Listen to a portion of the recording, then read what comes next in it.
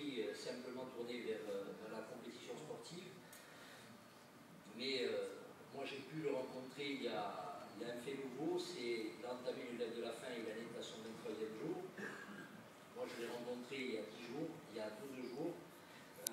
Bon, je suis dans le même état d'esprit que Frédéric, c'est quelqu'un qui est déterminé, pas abattu, qui mène un combat comme il en a mené beaucoup et qui est sûr de son droit, et donc c'est ce qui est, ce que disait Stéphane, c'est ce qui est peut-être le plus inquiétant, parce qu'il ira au bout. Et donc là, nous, club, nous nous sentons orphelins, et en même temps, nous avons décidé de mener un certain nombre d'actions, et nous avons commencé donc la semaine passée, lors de la venue de dernier match à domicile, par le port de maillot pour les joueurs, appelant sa grève de la faim et demandant sa libération. Nous avons été aux côtés de Stéphane et de la Ligue des droits de l'homme et du collectif d'avocats lors de la conférence de presse. Hier, avec le club des supporters du club, nous avons distribué des tracts pour sensibiliser les nouveaux élus et la population à cette situation. Et puis nous allons continuer donc jusqu'à ce que plus de gens seront au courant, et puis jusqu'à ce que la situation revienne à quelque chose de normal, c'est-à-dire à sa libération, et que les choses de la justice soient respectées. Moi je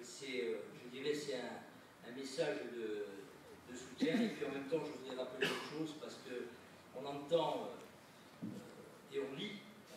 souvent dans un certain nombre de journaux un certain nombre de rumeurs. Alors, je dirais que moi, je constate une chose. Alain est rentré après le décès de notre ami Michel pour s'occuper du club, et il a passé toutes ses journées à s'occuper du club, puisque je le voyais au stade tous les jours, et nous avons continué à travailler comme ça jusqu'au mois de juin. Donc ça, je veux dire, on se rend compte, et ce n'est pas la première fois malheureusement dans ce pays, que la rumeur, les ragots de comptoir deviennent vite des vérités, des informations non vérifiées, et je trouve que la Corse a besoin d'un peu de sérénité, et si ça peut permettre de travailler effectivement pour les journalistes dont je fais partie, de travailler véritablement sur l'information et non pas sur des ragots et des rumeurs. Donc voilà ce que je pouvais dire au nom des dirigeants, mais aussi en mon nom propre,